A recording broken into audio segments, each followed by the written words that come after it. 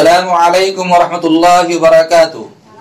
मुहतरम नाज़रीन व सामिईन, आज की मुबारक मजलिस में मांडो आबादी से बर्बादी तक सिलसिला नंबर 5 लेकर हाजिर हुआ हूँ। आज का उन्वान है मांडो किला के दरवाजे और सदाए बाज़गश्त का मकाम। सामिईन, मांडो शहर बड़ा अलबेला और खूबसूरत है। दास्तान इश्क व मोहब्बत का हमराज है। ये मांडो विंध्याचल की पहाड़ियों पर तकरीबन 2000 फीट की ऊंचाई पर वाक़ और आबाद है। मैंने कई बार मुशाहदा करने के बाद ये महसूस किया कि मांडो पहाड़ों व चट्टानों का इलाका है जहाँ हसीन इमारतें मौजूद हैं। मांडो में सयाहीन व ज़ायरीन और तफरीही मिजाज रखने वाले लोगों के लिए दीद के काबिल बहुत से मकामात हैं, जिनमें रूपमती रानी का महल और बाज बहादुर का महल जो इश्क और मोहब्बत का गहवारा रहा, हिंडोला महल, जहाज महल, जामिया मस्जिद, अशरफी महल मदरसा, हाथी महल, नीलकंठ महल, छप्पन महल, सदाए बाज़गश्त का मकाम, सागर तालाब, मांडो किला वगैरह वगैरह काबिल जिक्र मकामात हैं। मांडो में कुछ गैर मुस्लिम मजहबी मकामात भी हैं जहाँ बुत नस्ब किए गए हैं और हिंदू मजहबी लोग पूजा पाठ की गरज से तशरीफ ले जाते हैं। मांडो में दाखिल होने के मेरे मुशाहदा के मुताबिक 12 दरवाजे हैं जो 45 किलोमीटर के दायरे में मुंडेर की शक्ल में तामीर शुदा है। सबसे पहला दरवाजा आलमगीर दरवाजा। 12 दरवाजों में पहला दरवाजा आलमगीर दरवाजा है जो किला में दाखिल होने के लिए पहला दरवाजा कहलाता है, जो पहाड़ी के नीचे बना हुआ है। दरवाजा की मरम्मत अहद आलमगीरी में हुई थी, इसलिए यह आलमगीर दरवाजा कहलाता है। दूसरा दरवाजा भंगी दरवाजा। आलमगीर दरवाजा से गुजर कर दूसरा दरवाजा है जिसको भंगी दरवाजा कहते हैं। यह दरवाजा गालिबन हिंदू अहद का तामीर करता है। इसकी वजह तस्मिया यह बयान की जाती है कि किला की मुकम्मल तैयारी के बाद एक भंगी को यहाँ दफन किया गया था। तीसरा दरवाजा कमानी दरवाजा है। भंगी दरवाजा और गाड़ी दरवाजा के दरमियान मेहराबदार दरवाजा है जो कमान की शक्ल का है। चौथा दरवाजा गाड़ी दरवाजा। पहाड़ी के ऊपर किला में दाखिल होने के लिए ये दरवाजा है।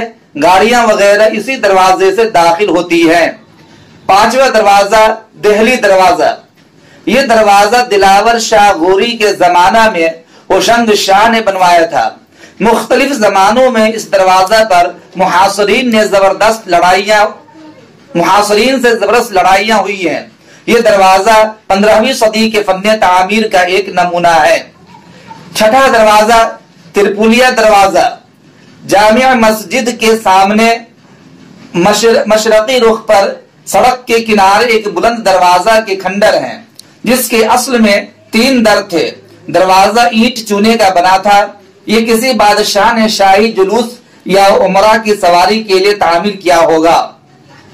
7वां दरवाजा तारापुर दरवाजा है। ये दरवाजा मांडो के जुनूब मगरिब में वाक़ है। दरवाजा से नीचे वादी में तारापुर गांव है। ये दरवाजा दिलावर खां गोरी के याद में उसके लड़के अल्प खां होशंग शाह ने बनवाया था। तारीख शाहिद है कि इस दरवाजा की जानिब से मांडो पर कई हमले हुए हैं। हुमायूं की फौजें इसी दरवाजा के पास दीवारों पर चढ़कर मांडो में दाखिल हुई थी। यहाँ पहाड़ी की बुलंदी 1000 फीट है। 8वां दरवाजा भगवानिया दरवाजा है जिसको भगवानिया दरवाजा भी कहा जाता है। किला की जुनूबी दीवार में निमाड़ की वादी के सामने भगवानपुर गांव से 2-3 मील के फासला पर एक दरवाजा है जिसको भगवानिया या भगवानिया दरवाजा कहते हैं। इस दरवाजा तक पहुंचने के 2 रास्ता हैं।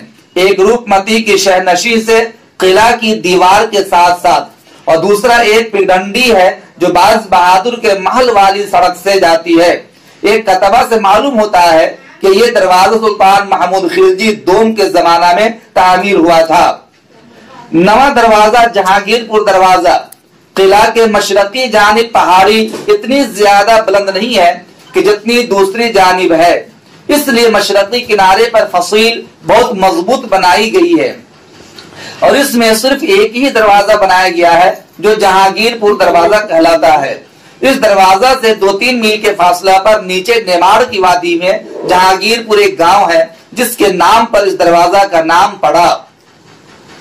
10वां दरवाजा रामपुर दरवाजा।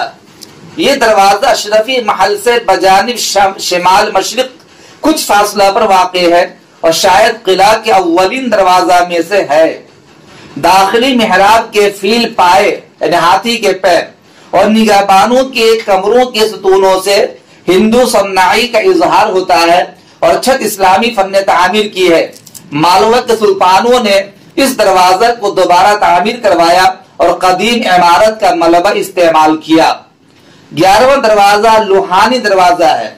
होशंग शाह के मकबरा से 2 फरलांग पर पहाड़ी के मगरबी किनारे पर यह दरवाजा वाक़ है। यहाँ से एक डंडी नीचे वादी की पुष्ट में जाती है और नेमाड़ में वाक़ देहातों को पहुंचती है।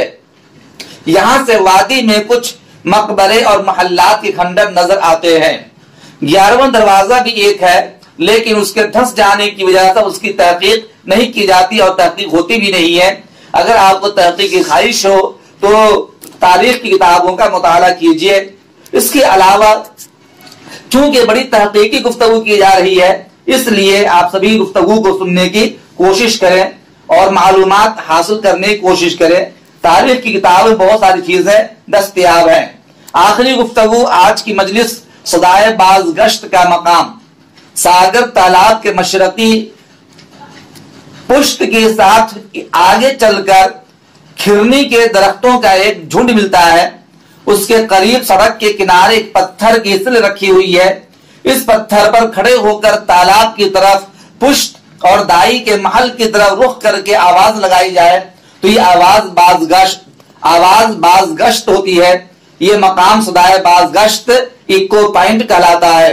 अगर पत्थर के सिल से दाएं या बाएं हटकर आवाज लगाई जाए तो दोहरी बाज गश्त होती है।